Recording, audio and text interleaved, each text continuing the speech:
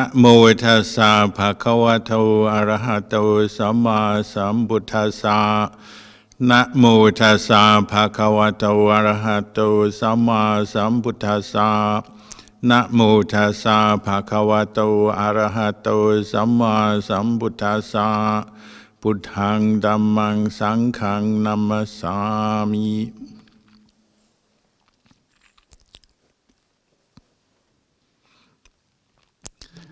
Blessings, everybody, for the new year. This being January the 1st.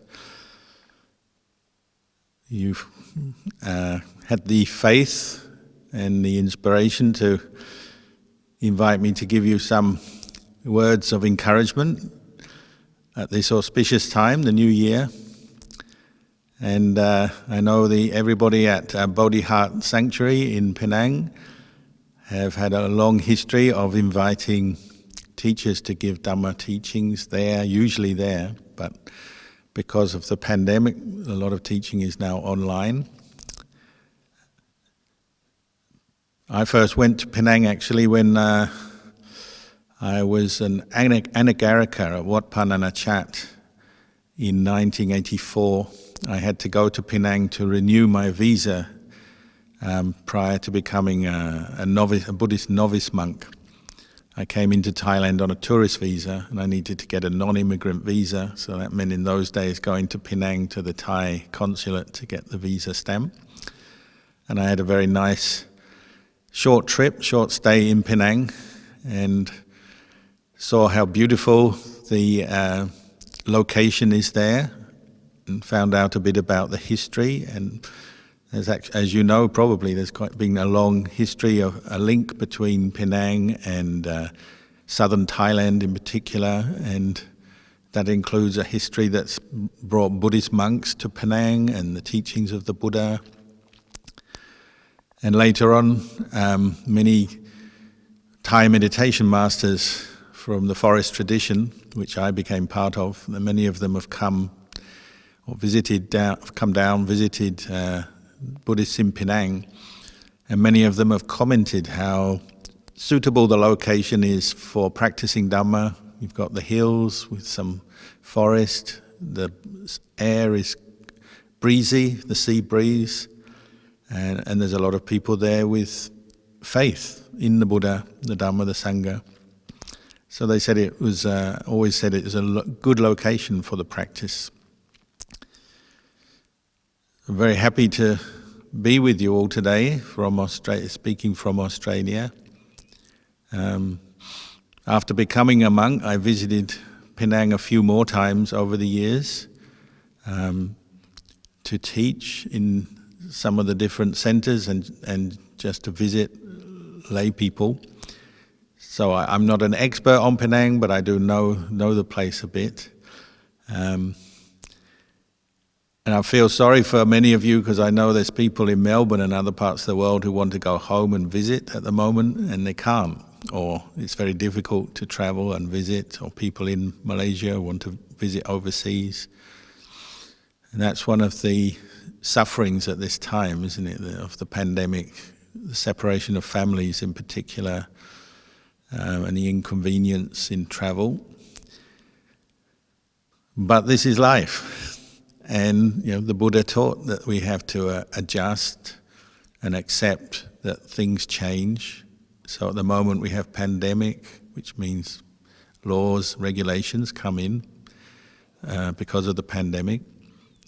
And we have to make our own adjustments. And if it does mean we separate from our families for a while, of course it's sad, but at least we can use videos and use the technology to keep in touch. But personally, we have to do our own adjustment through, and practicing the Dhamma can help with that, in developing right view and understanding that nothing stays the same. The Buddha said, "Sabbhe sankhara anicca." All conditions are transient or impermanent. And the pandemic has just highlighted this to people. It's reminding us simply of the truth of the way things are, that you can't always predict what's going to happen. In the good sense, you can look at it though and say, well, just as borders have closed or been restricted, and then there's a lot of illness around because of the pandemic, well, that's come in, but then it can it can also change. And maybe one day we'll be free from the pandemic and all these regulations. So changes happen in many ways. Things become harder, then they may become easier again. Some people get ill, then they recover.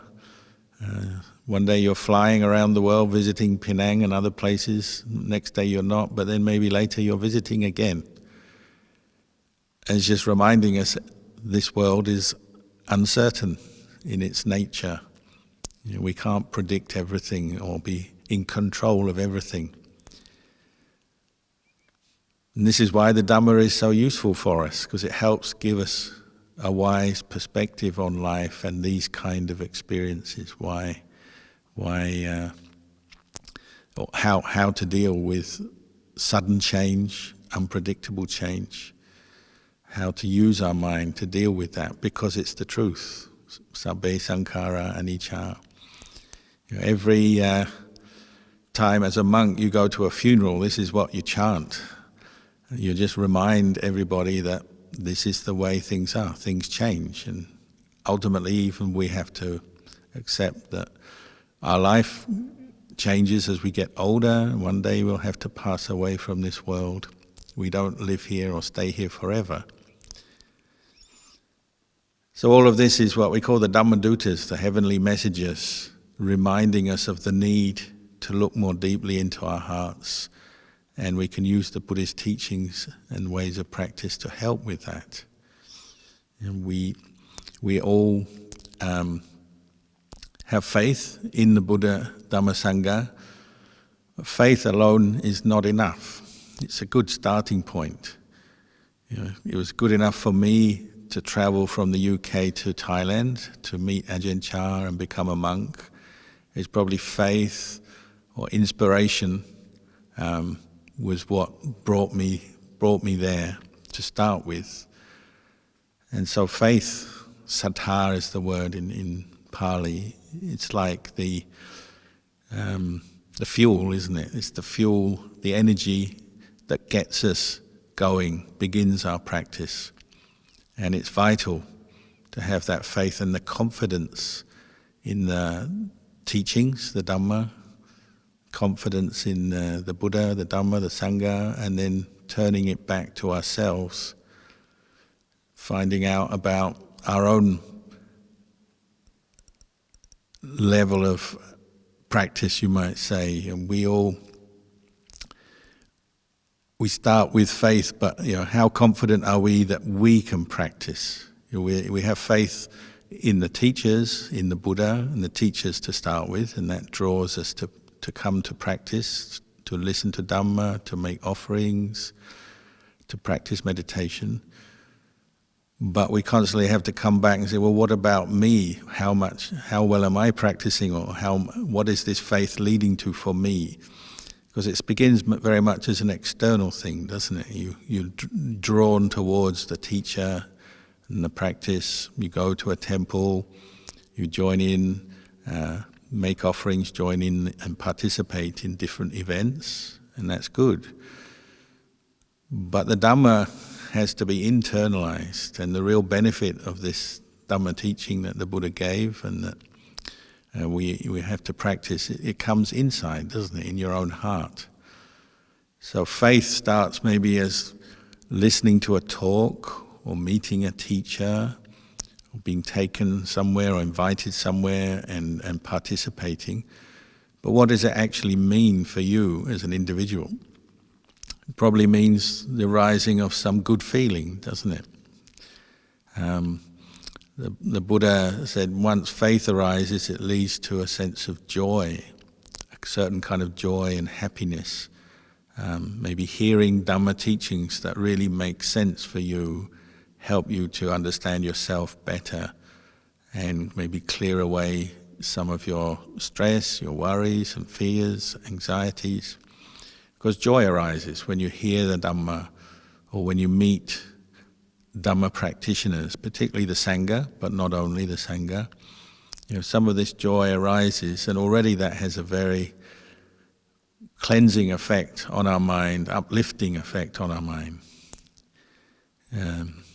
We use the words piti and pamoja. It means rapture and joy. These are uplifting qualities that come when we come in contact with Buddha, Dhamma, Sangha.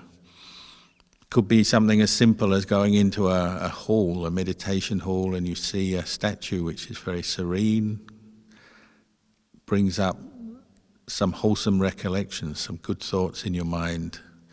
If you're a regular Buddhist, you might bow, and you just absorb some of that good energy, but it's arising in your own heart. And this is what faith does. It brings up very good qualities in your heart.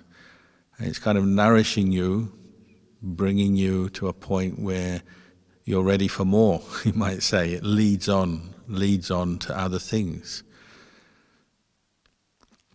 So the Buddha said we need to balance and guide our faith with wisdom. So once this energy, the good feeling is coming up, the sense this is right, this is something good for me, the sense of confidence comes up, then we need to guide that in the right direction. And so wisdom, panya, is the quality that balances faith in our practice and starts to direct it. And so one of the most obvious things is faith arises, then you seek a teacher, and you listen to the teachings, you receive guidance, then you can direct your faith and the energy that it brings in the right direction. So for me, that meant traveling to Thailand, meeting Ajahn Chah and his disciples, and starting to practice what they taught and listening to the Dhamma. And for me, that led all the way into the robes. I became a monk. And that was really putting what I heard. I had the faith, seeing good monks, reading the words of the Buddha. That started my faith, but then putting it into the practice. And as you said earlier, began training under Ajahn Chah, and then later under Ajahn Anand. It's a training, and that's where you're bringing the wisdom and the reflections on the Dhamma into your life regularly as part of your practice. And we use the word training or practice. So this is the important thing. You begin with faith. Maybe you have some belief. You don't know yet. You don't really know for sure in your own heart what the Buddha taught. You haven't realized it yet, but you have some good feelings. And that draws you into beginning practice. And then the wisdom comes from listening to the Dhamma, discussing Dhamma, reading, thinking about it as well. And this leads on to actual action or training or practice. That's why, maybe one reason why they said in Penang is a good place, because you have many teachers staying there and have visited over the years. So it's one suitable place for the practice. And similarly here in Australia, we're now lucky that there are many Buddhist centres, teachers visit, and there are places to practice. Because we have to channel our faith into something good. So once faith has arisen, what do we do? Well, the Buddha encouraged us to practice Dhana regularly. And I've been to Bodhi Heart and other places in Penang. I know that people do practice Dhana. They're very generous. But even that has to be balanced by wisdom. When we practice Dhana, the Buddha said, do Dhana or practice Dhana, generosity, in a way that brings you a sense of satisfaction. So there's room for giving wise consideration and think about, when I practice Dhana, generosity, why am I practicing it, and how can I make it successful and meaningful for me? And so the Buddha didn't say you should do this, you should do that. He just gave guidelines for this and said, well, one reason we practice Dhana, generosity, is to reduce some of our own attachment that comes up in life.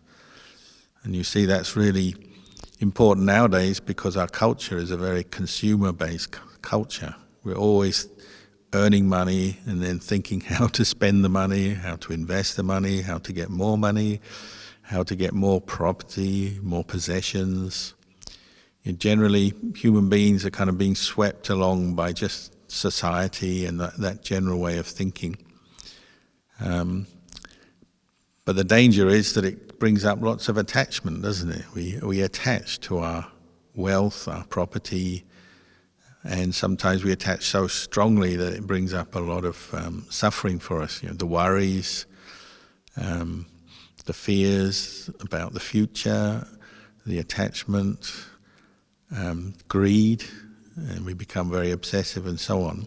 These are some of the dangers that can come from just living in a society that values wealth as a sort of the way you judge your life, your status, who you are, and so on. So the Buddha encouraged us as an antidote to that is to also practice generosity regularly, because it teaches us to see the beauty and the happiness of letting go as well, to know that, to get familiar with that. There's plenty of people in the world less well off than us, people who are suffering more than us.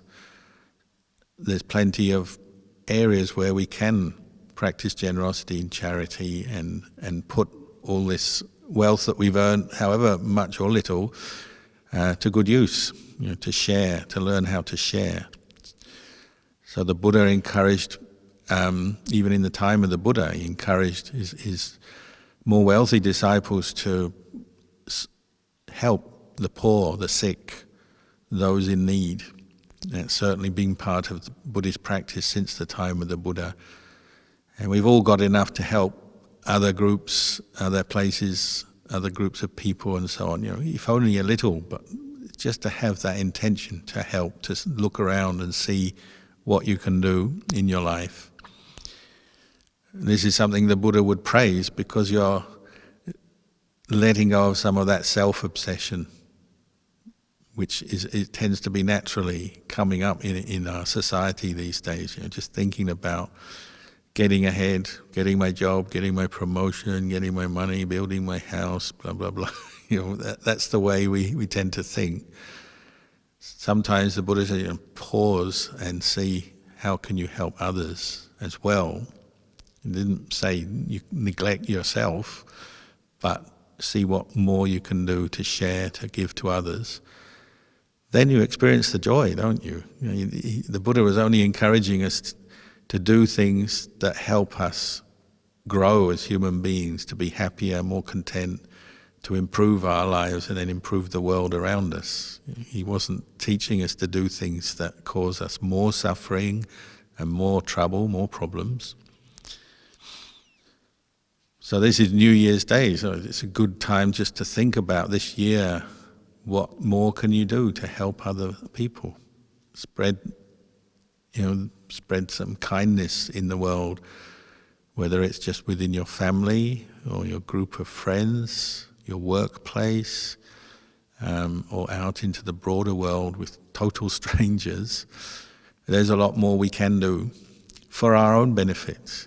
And this is something that really you have to think about. You have to bring the wisdom in. Once you've got the faith, you say, I'm happy, I'm interested to practice Dhana, say. Then you need the wisdom to guide yourself, to remind yourself why you do it, and then also to how to do it well. And to remind you that it is a wholesome kind of karma that will support you in your life as well as helping others. The most common doubt that might come up is, well, if I give away to others, I'll have nothing left for myself. Aren't I being foolish or weak? Well, not really. When you give away, you're giving away some attachment. You're letting go of attachment, which always brightens your mind, makes you feel better yourself, and of course it starts a good relationship with other people when you help others in small ways or big ways. Generally the sense of appreciation, mutual respect grows from that. It improves our world. Whether you just help one person, doing a favor for them, or whole group of people. These are the results. It brightens us. So your faith is being supported and deepened by the practice of generosity, and then other people are benefiting as well.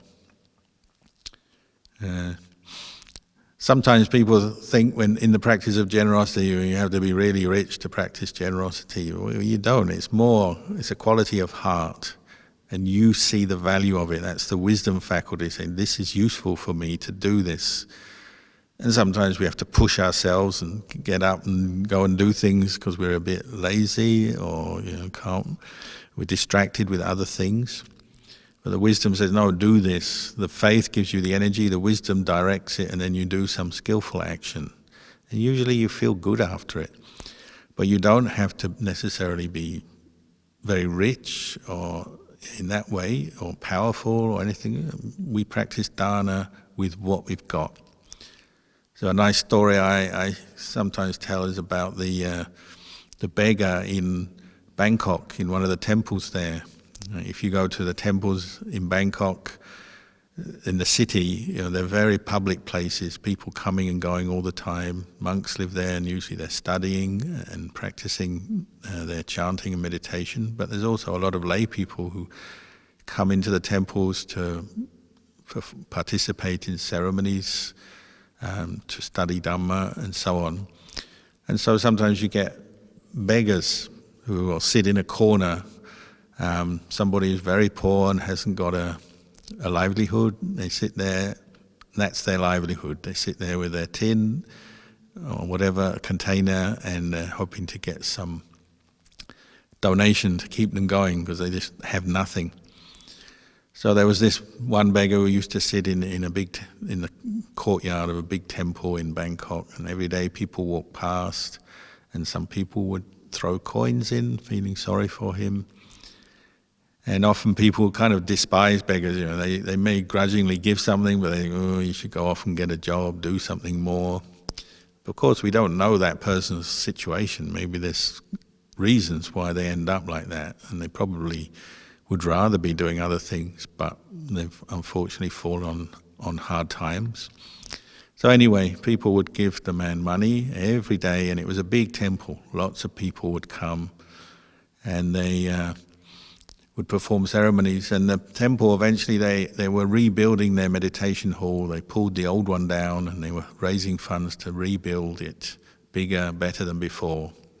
That's life, isn't it? Things change. So even monasteries, sometimes they rebuild, renovate, and so on as times change. And so they had fundraising ceremonies and things happening through the year, and people would come, big groups of people make their offerings. And that's another way of Dhana, isn't it? You building monasteries brings happiness. When you perform acts of Dhana, you sacrifice, you help. Anyway, this beggar sitting there watching all this through the years as people would come, and as they started building and they're getting towards the end of the building project, so things have been offered, the building's coming up, getting close to opening but not quite finished yet. The beggar one day came into the hall where the monks had their meal, where there would be offerings and fundraising ceremonies and things going on from time to time. And one day he came in. He had a big plastic bag, very heavy. And the man is very skinny and he's just dressed in kind of rag clothes.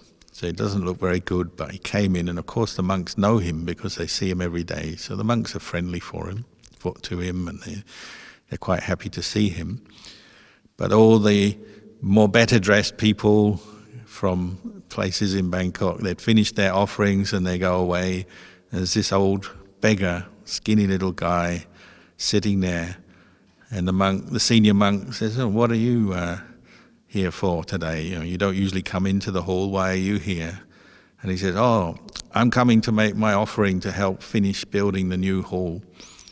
And the senior monk says, "Oh, okay, that's good, a nice thought. So what are you going to do?" And the man lifted up this huge bag of money, mainly coins, some notes, and put it in front of the monk. And the monk said, "Oh, what's all this?" And he says, "Oh, this is my savings. Every day people are kind to me, they give me a bit of money, and I live very simply. I don't need to pay bills, electricity and water and things. I just need a bit of food and water to live and a few clothes, that's it. So I've got lots of savings over the last few years, because he'd been a beggar there for many years. I've got these savings. And the monk said, oh, okay. And he got one of the temple stewards to come, open the bag, and they took everything out and counted it. And it ended up there was 1 million baht, which is a lot of money. And he said, how did you get this? He said, I saved it. For many years I've been just keeping it, and even a beggar can save. Amazing, a miracle. And so he made his offering, and the monk said, why are you doing this? You're a beggar. Why are you giving away this money? It's all been given to you. Why are you giving it away? And he said, well, every day I've been sitting here in the courtyard of the temple, and I see people come and they make their offerings. And when they finish making their offerings to the monks, they come out. I can see they're so happy. Their faces change. They go in a bit dark, expressing their stress, go in, they chant, they meditate, they make their offering, receive some Dhamma teaching, some blessing. They come out, their faces change, and they're radiant, they're happy. He said, I want that as well. I want to experience that. So he was actually quite a smart person. He'd observed people over and over again for many years, and he'd seen the happiness that arises from the practice of generosity. And he said, I want that as well. I want to experience the same thing. So here's my offering. So even a beggar can understand this truth and make a sacrifice. And in his case, it's like an amazing, this is why people talk about the story. There's an amazing amount of money for someone who was just a beggar. And this is why we practice Dhana. It brings happiness when you let go. When you help someone else, when you do some charity, you help other people, it brings happiness to us. It may be hard to do. If you're a beggar, it must be very hard to keep that money and keep it ready to give away. So it's not always easy because of our attachment, our personal investment. I earned this money, this is my thing. We don't like to give away, but when we do, we bring ourselves to the point where we can. We feel good about it. So this is a good way to start the year, to think about this, translating your faith in Buddha, first of all, into the practice of generosity. Supporting Sangha, the Buddha praised as one of the highest kinds of material generosity, but also the sick, the needy, people who are in need of help. This is something to ground your practice in, the practice of Dhana, generosity, helping others, because it helps us as well. Helping us, we help others. Helping ourselves, we help others. The higher kind of generosity the Buddha talked about is the giving of safety. We say abhaya dana. There's the material generosity, which I think everybody understands and practices already, but maybe there's still more we can do. Harder is abhaya dana, and especially it's a good time at this time of year, New Year, to really, get stuck into letting go of some of your anger towards others and give forgiveness. And we say abhaya dana means the giving of fearlessness to others, meaning you're just giving up the thought to harm someone through body, speech or mind, even someone who's hurt you and harmed you before, which may be the basis for your hostility, your anger. And it's a time to really see the value of healing your own mind by letting go of anger, angry thoughts directed to other people. And over the last few days, we've had a retreat and we've had many visitors to the monastery, and this always comes up at this time of year. People still have some residual anger towards their parents or their friend or their work colleague, and it's coming up and it's still bugging them and they know it, so they talk about it because they realize this is suffering and what can we do? And so I say, well, this is the time to practice forgiveness, letting go of your anger towards others. And this is drawing you in not just to the practice of Dhana, but also to meditation, because you have to develop some awareness of how your anger, your grudges, your hatred affects you. You have to really sit down and observe yourself, which is what we're doing in meditation, isn't it? And observe the suffering that comes when you hold on to anger towards another person or to yourself, with your own frustrations, your own desires of being frustrated, so you're angry with yourself. Or sometimes even, it can be an impersonal kind of anger towards life, the problems we encounter, and we get frustrated and fed up with work and weather and pandemics and whatever it may be. It may be a more general anger, of course, but particularly hostility between people is a great cause of suffering in our lives. And so the practice of abhaya-dana, the giving of fearlessness to others, giving of safety, meaning I'm ending hostilities, I'm not going to harm you. It's like a peace treaty. And we have to sit down and think this through and see the value of it, why it's worth doing. Again, we need the wisdom faculty to guide this and sort of think, why on earth would I forgive them when they've been so bad? Because of course there have been people who've been cruel to us, bad to us, bullied us, hurt us. Sometimes they've genuinely done something. Sometimes we just imagine it. And we also project onto situations, and that's something to look into as well. Sometimes it's just us thinking they're bad. Maybe they're not that bad. But anyway, if we build up anger over time, it hurts, doesn't it? Literally, it can physically manifest as pain, often in the chest area, or tension, when you think of that person, when you're with them, or any kind of situation involved with it, it brings up the tension. It can damage our health, the worry, the anger, affects our blood pressure and whatever over time. We keep going back to those same old thoughts because our mind has hooked in or attached to that person or the idea of that person as an enemy, and so every time we see them, think of them, the anger comes up. This is a time to really say, this enough, it's time to let go of this. And you let go by forgiveness, you acknowledge what's happened. So there may have been things that have happened, that person has hurt you, done things in the past and are continuing to do it maybe, but now you're saying, I'm not going to react with anger, I'm going to start letting go of my anger, I'm going to forgive them. And you need some wisdom to support this, so you have to think it through. Think about that person, maybe try and see any good in that person. Also maybe compassion. If somebody else has hurt you or is hurting others, doing things that are wrong, causing pain, trouble, suffering, they're causing suffering for themselves. In the end, it's them who is going to really suffer for their actions. That's karma, isn't it? If they've been hurting others, it's going to come back on them. So we need to think that through, bring in the wisdom and realize that we don't have to punish them. We have to work with our own heart to let go of our anger, because really our anger is punishing us every day. It's toxic. So New Year is a time to end all old hostilities, let go, forgive, move on.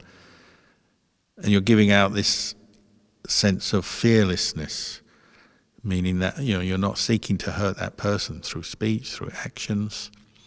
So you become more at ease in yourself, and there's no cause for them to be angry or harm you. Of course, they may still be behaving wrongly. I'm not saying that they will just change overnight, but you change.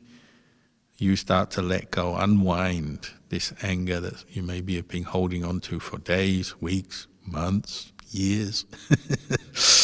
Sometimes it's a long period, isn't it? So this is the time to let go, and it's an ongoing practice, because sometimes we pick up fresh, anger with other people. New things happen, we start to make new enemies and feel bad about this person, that person. It's an ongoing thing. It's not a practice you just do once and let it go and finish.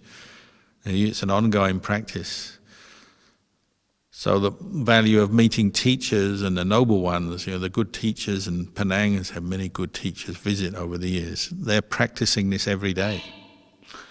They're practicing this every day.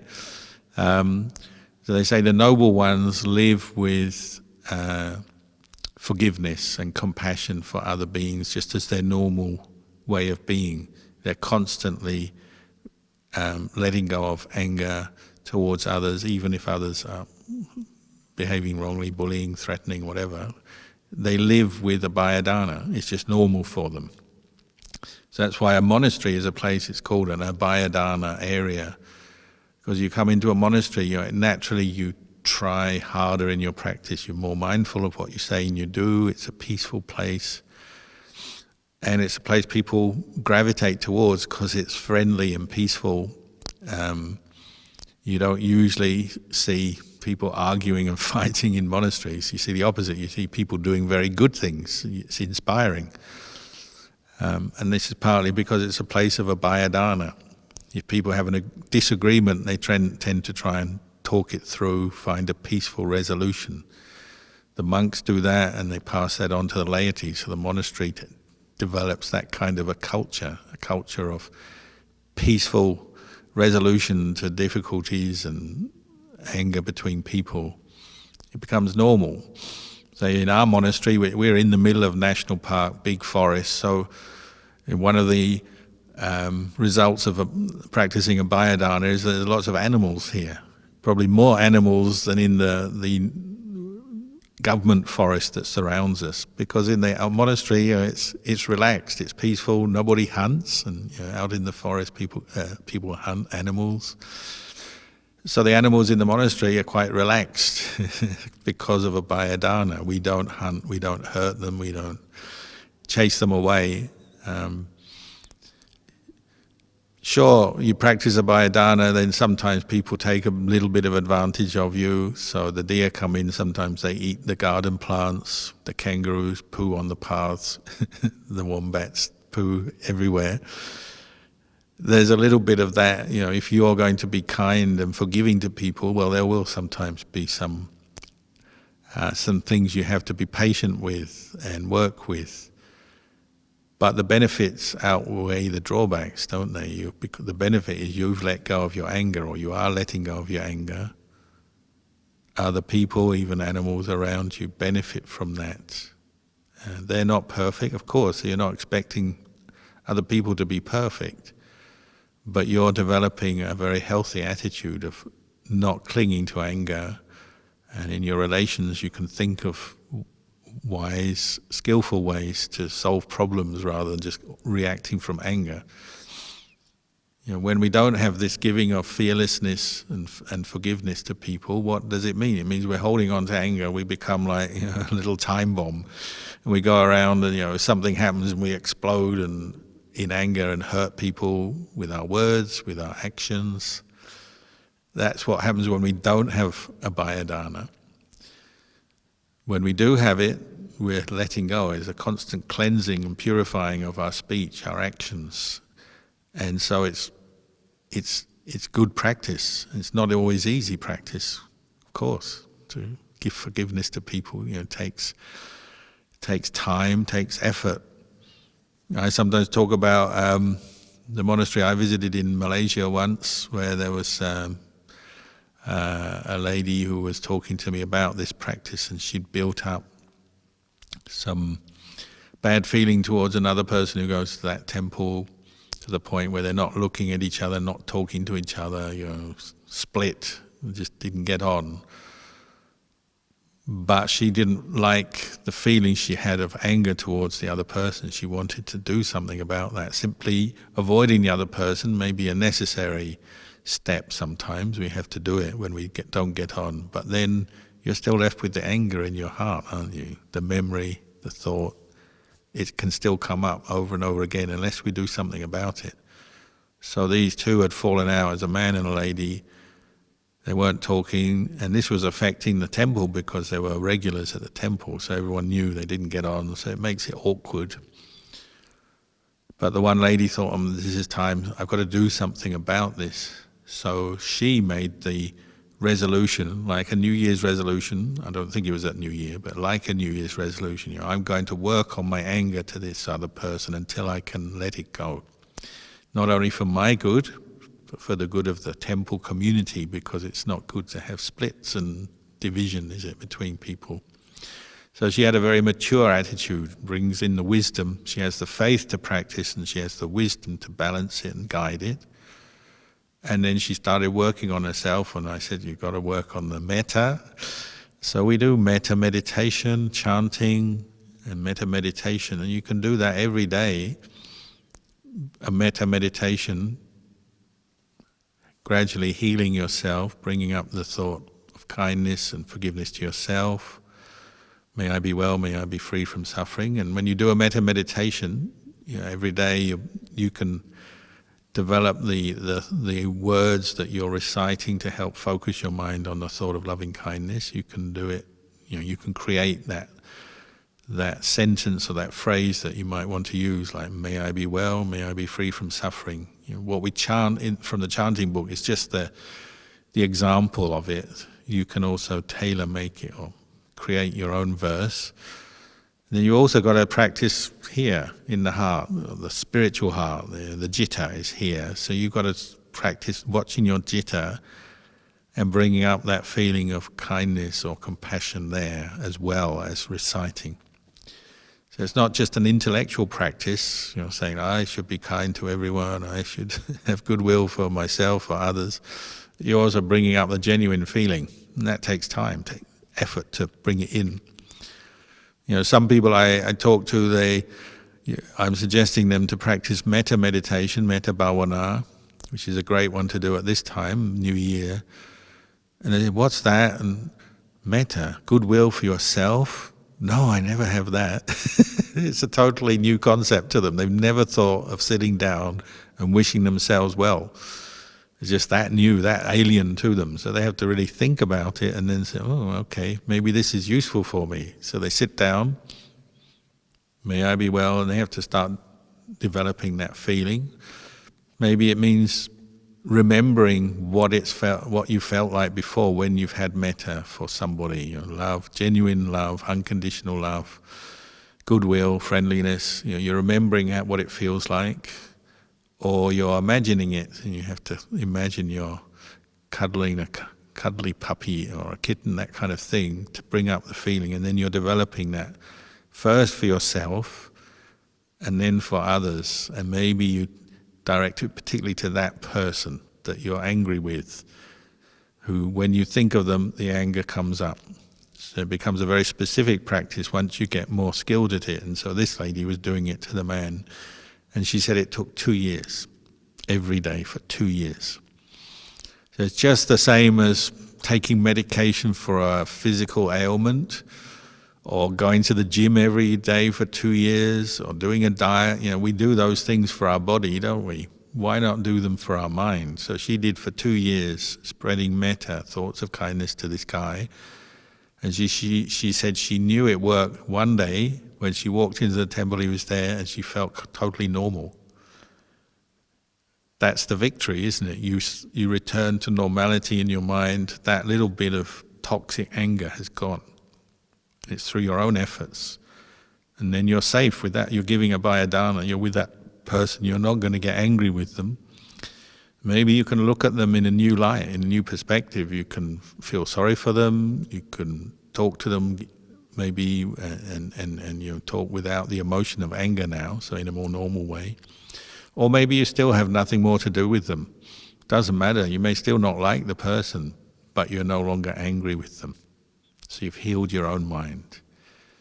And the Buddha said this is the best victory for human beings, you know, to abandon anger, change it into compassion is more skillful, and it's wise. It's not some kind of just creating some kind of positive view of the world, positive thinking in a kind of blind way.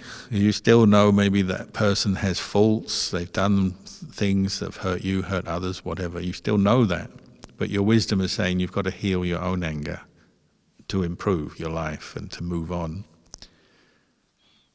So it's guided by wisdom. Metta, guided by wisdom, purifies your heart. The Buddha said this is the best victory, much better than a victory over another person, going to argue with them and trying to knock them down with your words or shout louder than them.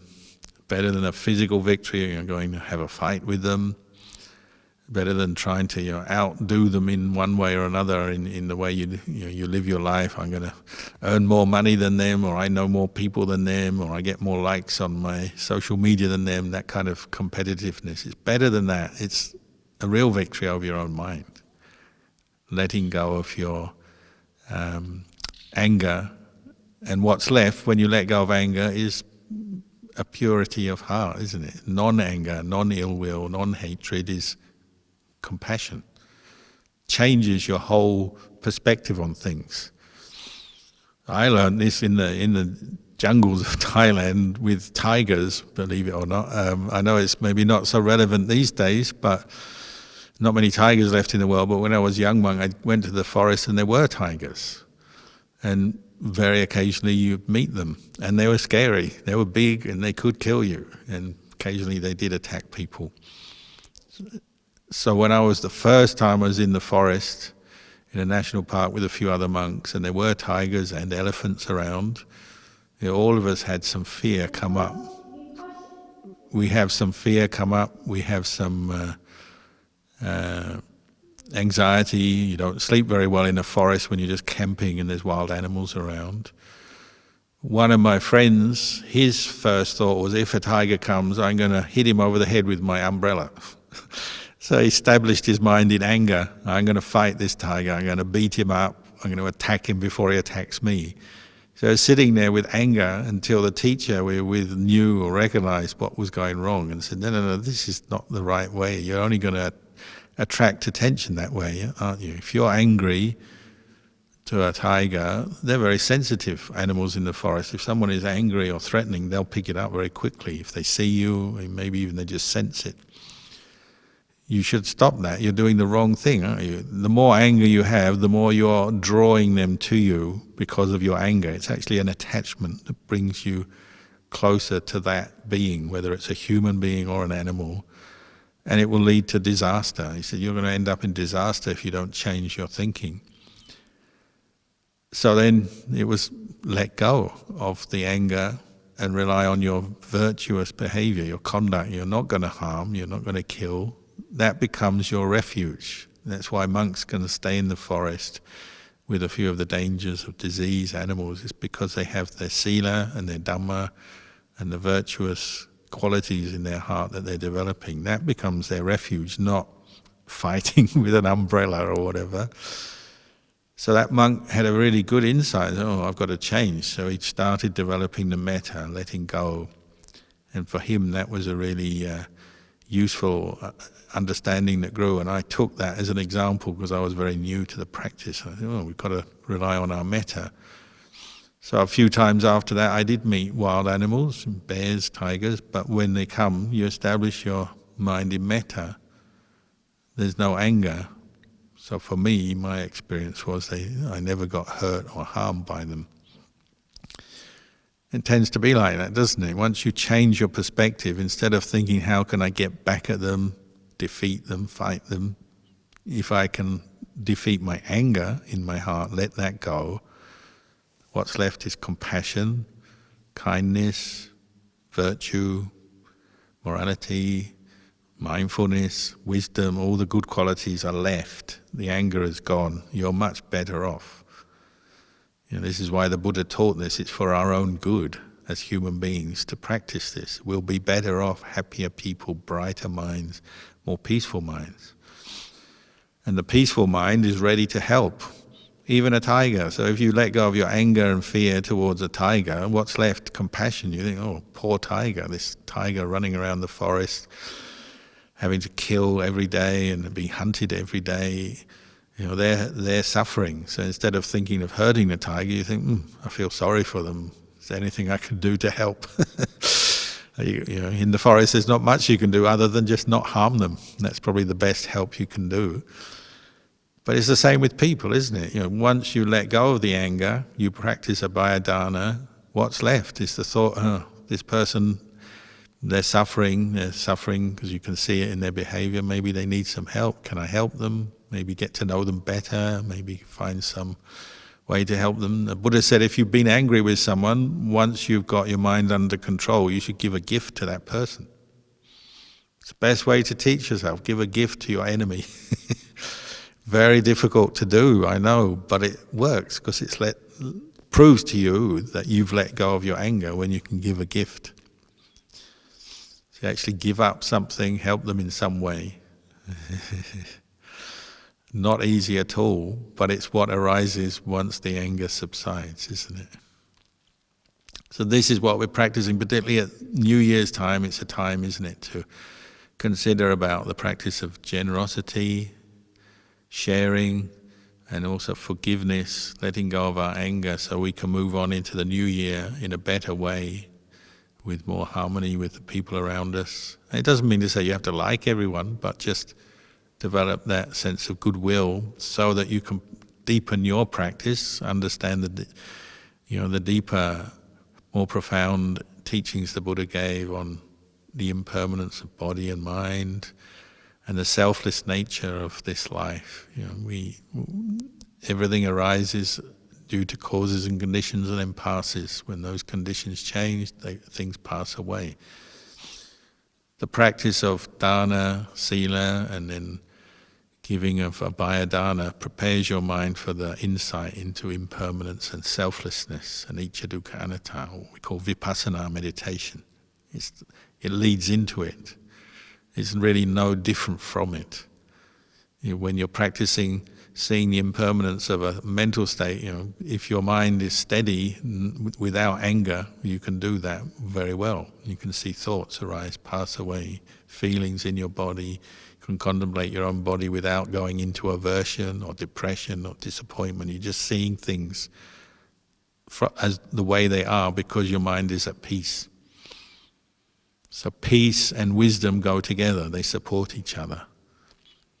Abhaya Dhana is clearing away the way for peace. Material Dhana, generosity, is clearing away for it as well. So all these different parts of the practice work together to train your mind, develop the correct qualities so you can see clearly the way things are.